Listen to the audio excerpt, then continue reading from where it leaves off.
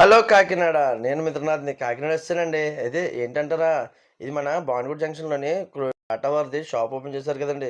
సరదాగా చూద్దాం అని చెప్పి ఒచ్చేసానండి. అందులో ఫ్యాబ్రిక్ ఉందండి. సూపర్ అంటే సూపర్ మెటీరియల్ అండి.